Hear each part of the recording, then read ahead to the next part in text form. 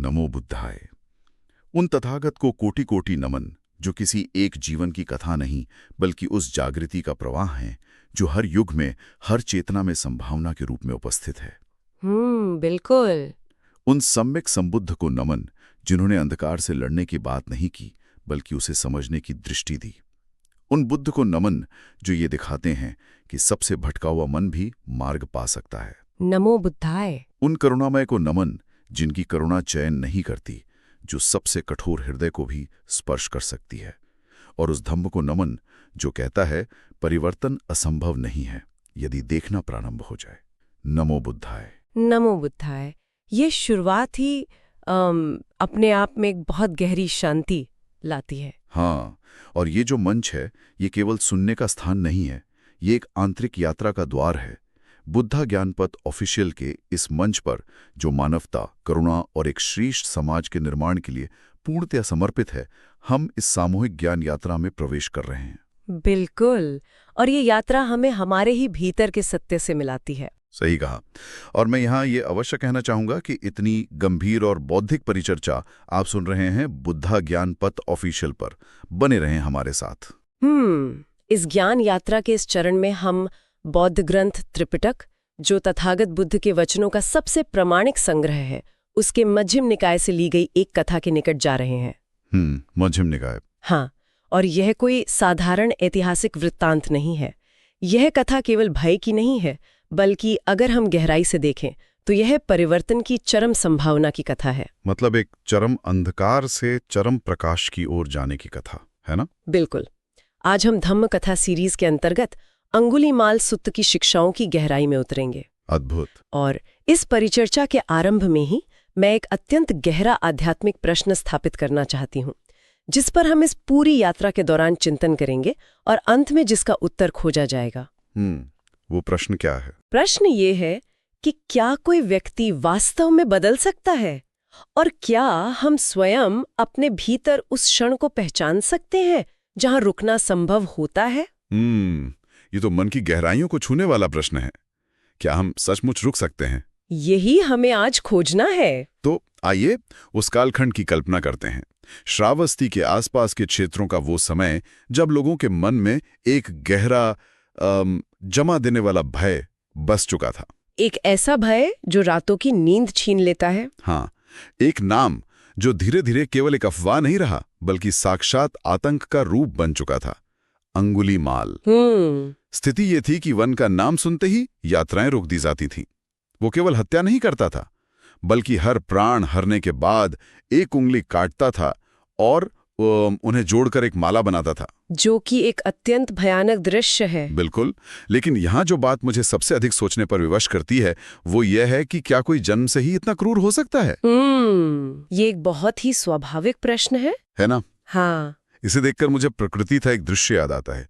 जैसे जब कोई भयंकर तूफान आता है तो लोग केवल उसके विनाश को याद रखते हैं। हाँ, पेड़ों का उखड़ना, तबाही मचना। बिल्कुल। लेकिन वे ये भूल जाते हैं कि किन परिस्थितियों की टकराहट ने, वायु के किस गहरे दबाव ने उस तूफान को जन्म दिया। कोई जन्म से हत्यारा नहीं होता। सही कहा आपने। तूफान शून्य से उत्पन्न नहीं होता। तो फिर इस अंधी हिंसा की शुरुआत कैसे हुई? वो ऐसा बना कैसे? ये अत्यंत सटीक और गहरी उपमा है आपकी।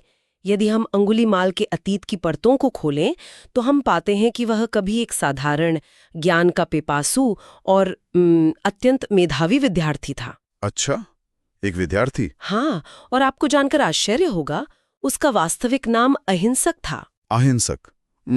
ये तो बिल्कुल विपरीत नाम है उसके कर्मों से। बिल्कुल। लेकिन यहाँ विचार करने योग्य बात यह है कि एक अहिंसक कैसे हिंसा का सबसे बड़ा प्रतीक बन गया। कैसे? इसका कारण था गलत मार्गदर्शन और विकृत दृष्टि। जब ज्ञान प्राप्त करने की शुद्ध इच्छा को एक हिंसक शर्त के साथ जोड़ दिया गया, जब उसके मार्गदर्शक ने ही अज्ञान का बीज बो दिया, तो उसकी दिशा पूरी तरह से भटक गई। मतलब गुरु ने ही दिशा भ्रमित कर दी। हाँ, उसने अंधानुकरण को ही अपनी निष्ठा मान लिया। ये तो बहुत ही भयानक स्थिति है।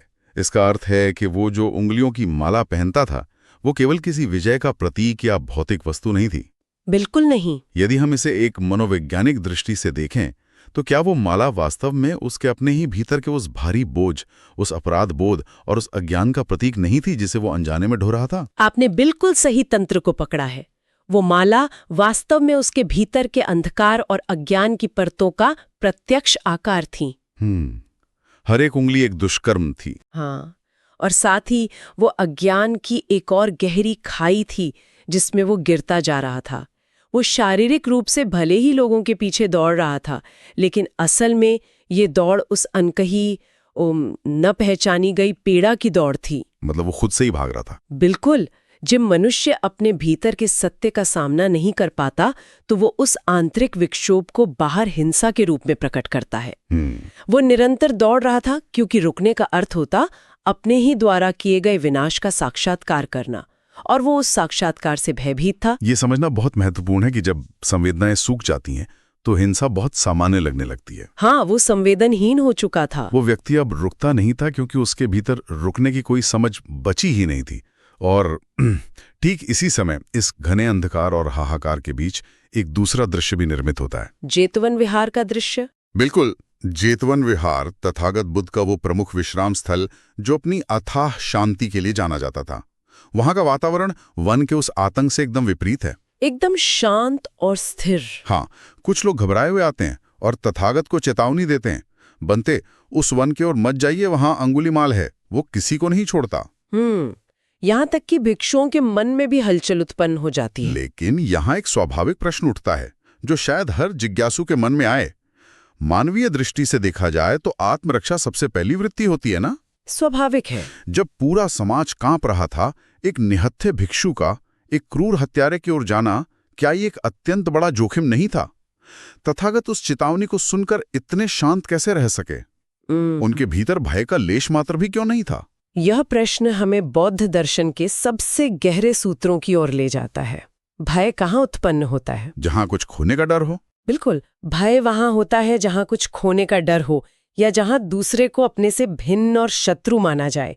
तथागत उस अवस्था में विराजमान है जिसे सम्यक समाधि और पूर्ण प्रज्ञा कहा जाता है। पूर्ण प्रज्ञा। हम और ये साधारण समाज केवल व्यक्ति के वर्तमान आवरण को देखते हैं।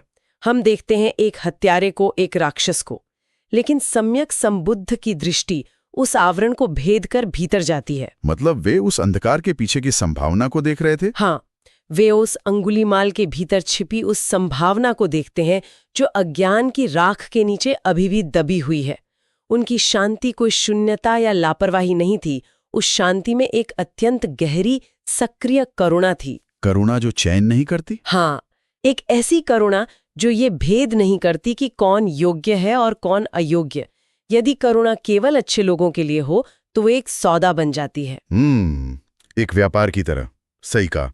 तथागत की करुणा उस जल के समान है जो चंदन के वृक्ष को भी सींचती है और विषैली झाड़ियों को भी। अद्भुत उपमा है ये। वे जानते थे कि उस वन में एक भटका हुआ मन पीड़ा में है, इसलिए वे अपना पात्र उठाते हैं और पूरी तरह से निर्भय होकर उस वन की ओर चल पड़ते हैं। यह केवल दो व्यक्तियों का मिलन नहीं होने वाला था, यह करुणा और अज्ञान का सीधा टकराव था। उस दृश्य की कल्पना मात्र से मन में एक विचित्र सी शांति और साथ ही एक गहरा रोमांच उत्पन्न होता है।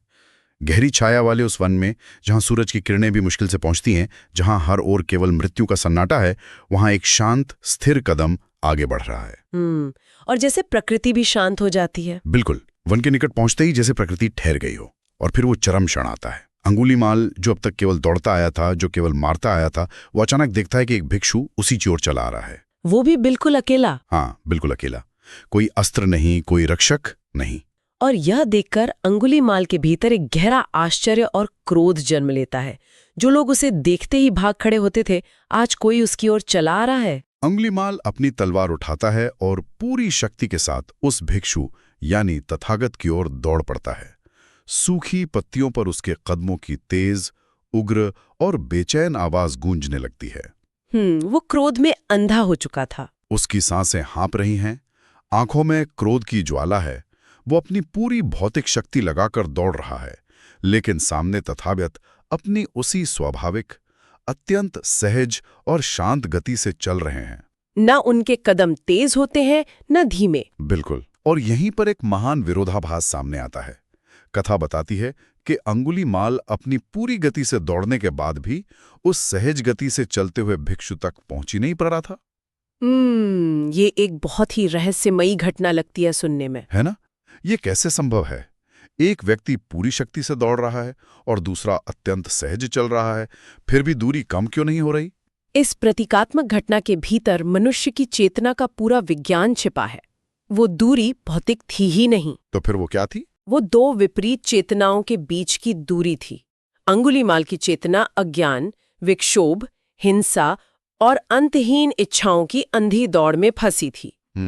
मन जब तक वासना और क्रोध में है, वो हमेशा दौड़ता ही रहता है। वो कभी अपने गंतव्य तक नहीं पहुंच सकता। बिल्कुल, मन की गति शरीर की गति से बहुत तेज होती है। सही कहा। और दूसरी ओर तथागत की चेतना पूर्णतः मुक्त, स्थिर और सम्यक है।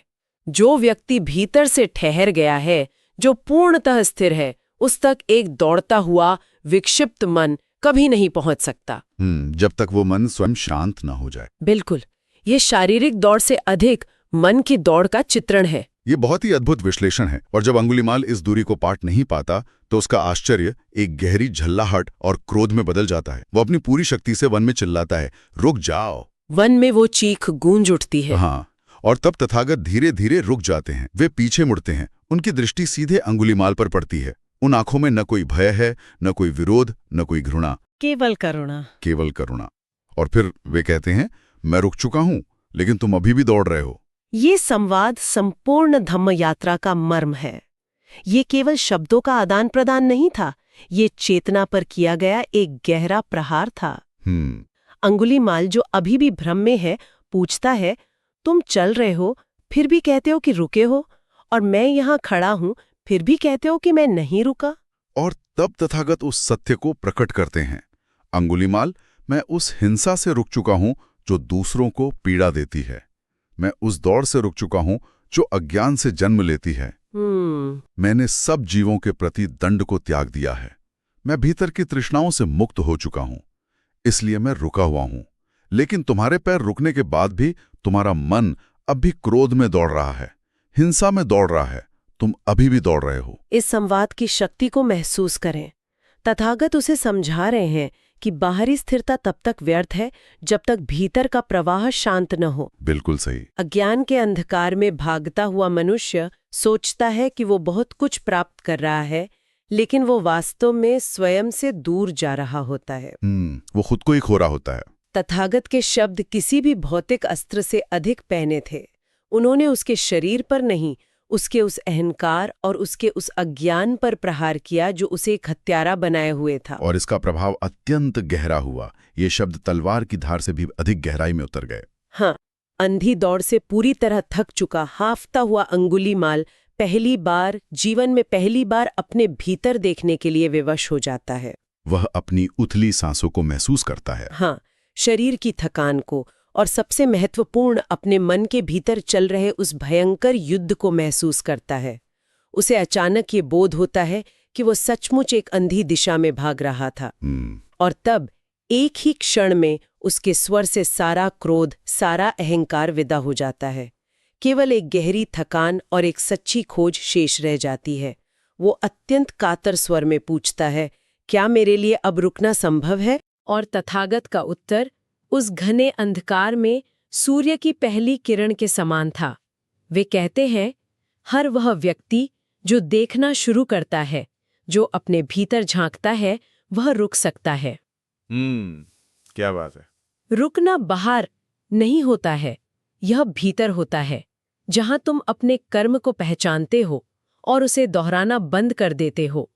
और सबसे अद्भुत बात वे यह कहते हैं कि अतीत को बदला नहीं जा सकता, लेकिन वर्तमान से नया मार्ग शुरू होता है। मतलब कोई भी अतीत का गुलाम नहीं है? बिल्कुल नहीं। ये वाक्य इस बात की घोषणा है कि मनुष्य का भविष्य उसके अतीत का गुलाम नहीं है। ये उत्तर उसे भीतर तक झकझोर देता है। जो व्यक्ति एक क्षण पहले तक मृत्यु का पर्याय था, जिसके नाम से हवाएं भी अपना रास्ता बदल लेती थी, आज उसके हाथ कांपने लगते हैं। वो अपनी उस मारा को देखता है जो कभी उसके अहंकार और शक्ति का प्रतीक थी।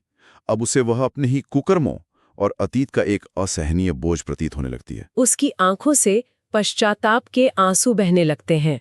बिल्कुल, वो तलवार जिसने न जाने कितने प्राण लिए थे, उसके हाथ से छूटकर सूखी पत्तियों पर गिर जाती है। वो घुटनों के बल बैठ जाता है।